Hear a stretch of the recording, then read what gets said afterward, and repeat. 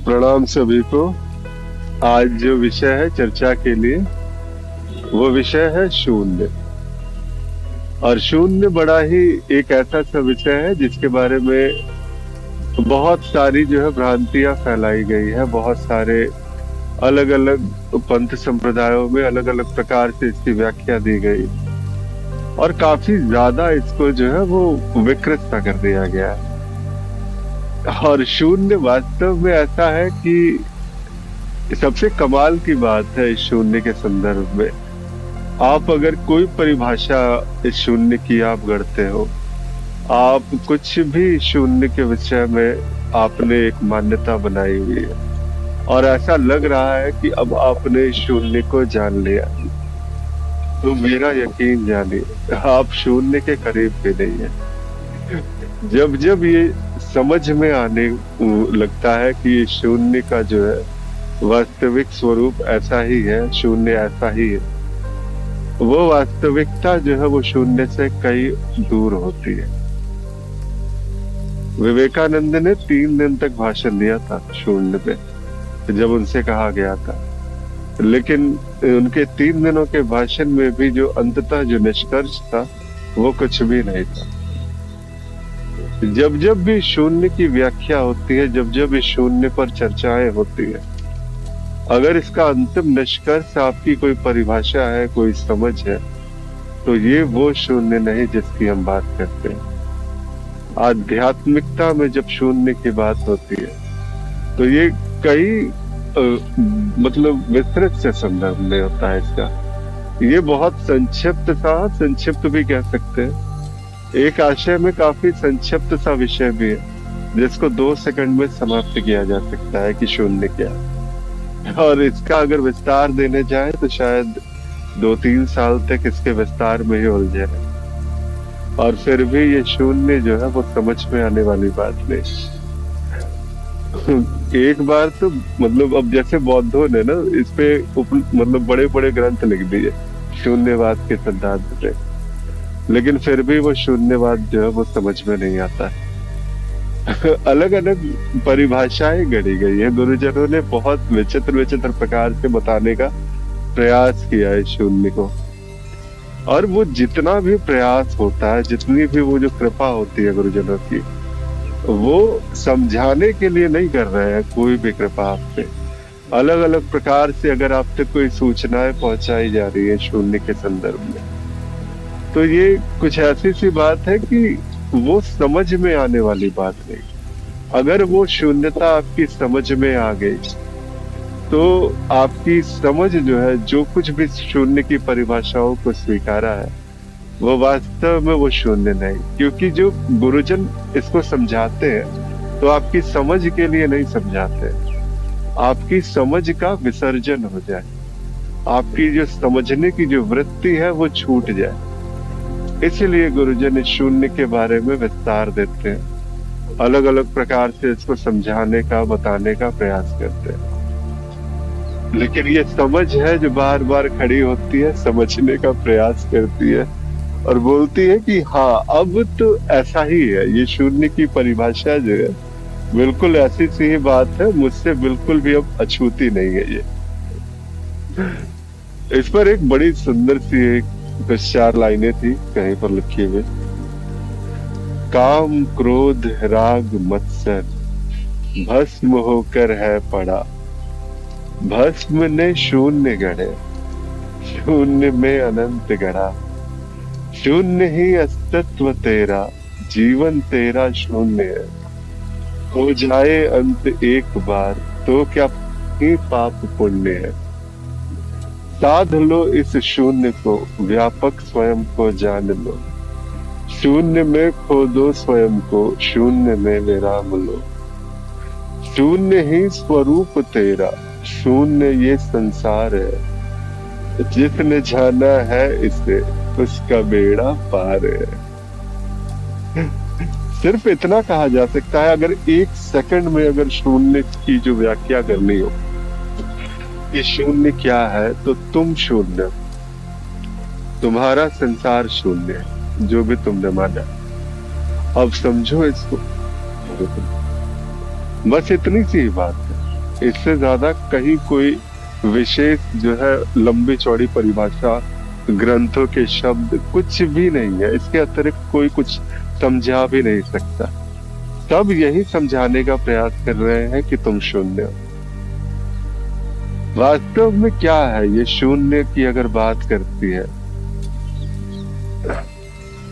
जैसे कहते हैं ना कि इसको अलग अलग संतों ने अलग अलग प्रकार से समझाया है। अब ऐसी ही एक परिभाषा एक संत की रही। उन्होंने कहा जैसे कि मानो कि तुमने एक विचार किया, अभी अभी आंखें बंद की, एक द्वीप की कल्पना की तुमने। उस द्वीप पे सुंदर सा एक राजमहल है। बिल्कुल कल्पना आप कर सकते हैं, साथ साथ में आपको वो दिखेगा शायद, अगर कुछ बता सके।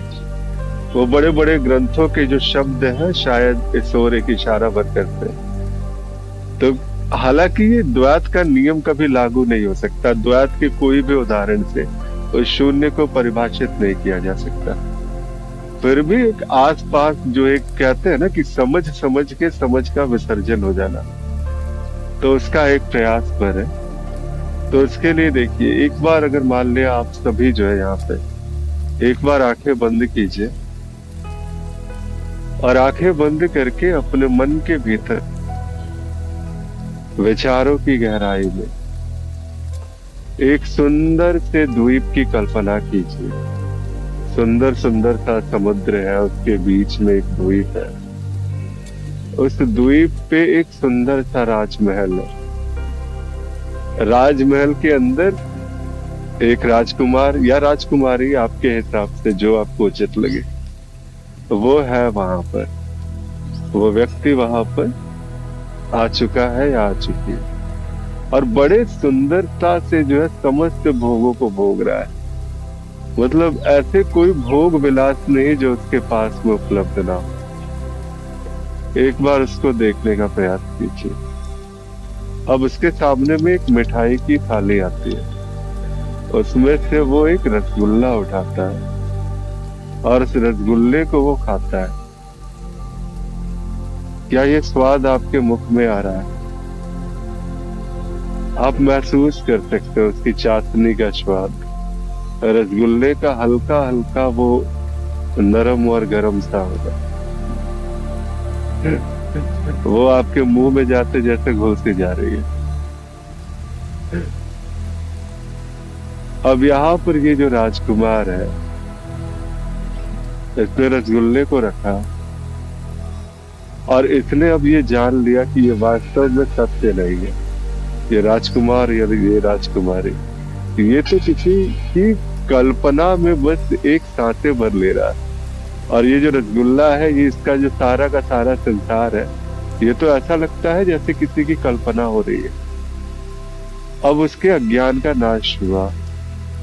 यहाँ कह सकते हैं कि उसके ज्ञान का दीपक जला है।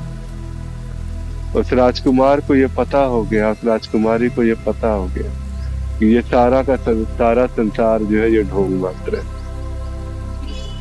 अब वो अपने स्वरूप को खोजने की कोशिश कर रहा है, लेकिन यहाँ पर वो खोज नहीं पाएगा क्योंकि वो स्वयं एक विचार मात्र है। इस प्रकार से उस राजकुमार के लिए, राजकुमारी के लिए, जो उसके होने की जो कल्पना है, उसकी जो शुरुआत है, उसका जो उद्गम स्थान है, वो क्या हो सकता है? वो वही एक शून्यता की बात हो सकती है। अब आंखें खोल सकते हैं। अब देखिए, वास्तव में वो जो राजकुमार था, राजकुमारी थी, जो भी था अपने ख्यालों में जिससे बना था, उसके लिए वास्तव में क्या है? ये सारा का सारा जो ये संसार है, ये वही शून्यता ही तो है। लेकिन अब आप कहेंगे कि यानी कि कोई विचारक भी होगा जिसने इस विचार को किया और इसके विचार में हम सभी फंसे हुए। तो इसीलिए मैं कहता हूं कि द्वैत कभी अद्वैत को परिभाषित नहीं कर सकता। द्वैत की कोई भी परिभाषा आप उस अद्वैत तक पहुंचा नहीं सकता। तो बिल्कुल इतना जानिए कि इसको बस ऐसे कहा जा सकता है कि विचारक के बिना बस विचार है। और ये विचार ऐसा है कि जो बस निरंतर जारी है। शून्यता में अनंत संभावना। जब विचार शून्य हुआ, विचार मौन हुआ, कहीं कुछ भी नहीं था, तो वो क्या था वास्तव में? वहां बस शून्यता ही थी। और जैसे ही उस शून्यता ने स्वरूप गढ़ने शुरू किए, तो वो अनंत स्वरूपों में बट गया। तो इसीलिए कहते हैं ना कि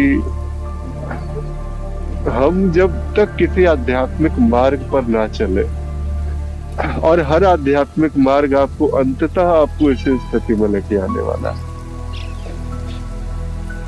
भक्ति मार्ग की जो स्थिति है, अगर लगता है कि अंत में ईश्वर मिलेंगे, वास्तव में दो नहीं रहेगा वहां। जीव अगर शिव को पाने निकला है तो शिव के साथ वो अभिन्नता प्राप्त करेगा। किसी न किसी तरीके से वो शिव ही होना है। यही है उसकी अंतिम गति, जीव का शिव हो जाना।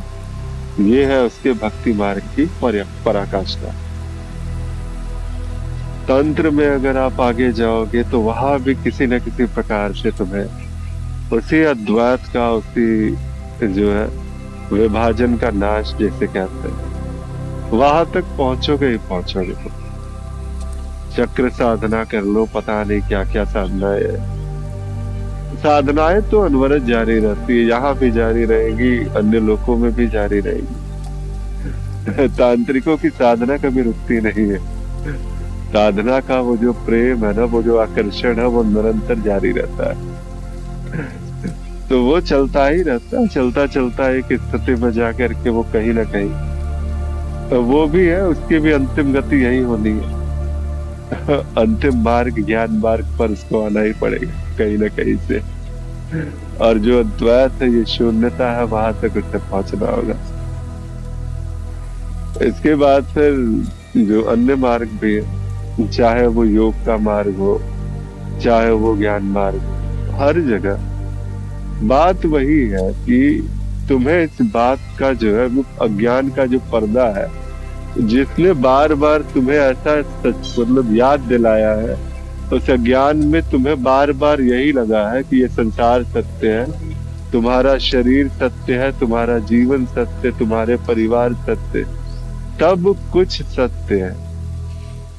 लेकिन वास्तव में जब ये अज्ञान का पर्दा हटता है और जब ये वास्तविक सत्य जब प्रकाशित होता है, तो उस सत्य की गूंज इतनी गहरी होती है और इतने भीतर तक लेके जाती है, जहां आप नहीं बचते हैं, ये संसार नहीं बचता है, ये कुछ भी जो आपने पकड़ा हुआ था, कुछ भी नहीं बचता है। रह जाता है तो बस एक अथाह निरंतर मौन, शून्यता मात्र। और जब ये शून्यता, वो जो कहते हैं, वो जो बात है, जब वो प्रमाणित होती है, तो फिर सामने कोई जीव नहीं रहता। तो शून्य से ही संवाद आ रहे हैं और उस शून्य में ही उन संवादों का विसर्जन हो रहा है। इसको समझने के लिए थोड़ा सा एक, कहते हैं ना, गहरी आध्यात्मिक जो है वो समझ होनी चाहिए। उसमें आप उतरिए। अगर किसी आध्यात्मिक मार्ग पे है तो चलिए, बिल्कुल आप जो है अपने आध्यात्मिक मार्ग के प्रति निष्ठावान रहिए। अगर आपके कोई गुरु है तो गुरु का सानिध्य में बिल्कुल आगे आप बढ़िए, क्योंकि यही एक तरीका है, एकमात्र तरीका इस अज्ञान के पर्दे के हटने का। अन्यथा और कोई तरीका नहीं और कोई उपाय नहीं। तो तब तक ये प्रयास जारी रखिए जब तक ये अज्ञान का नाश ना हो जाए। और बहुत बहुत आभार सुनने के लिए। मुझसे बात करनी हो तो nirvanadham.in पे मैं उपलब्ध हूँ। अभी के लिए प्रणाम, नमस्कार।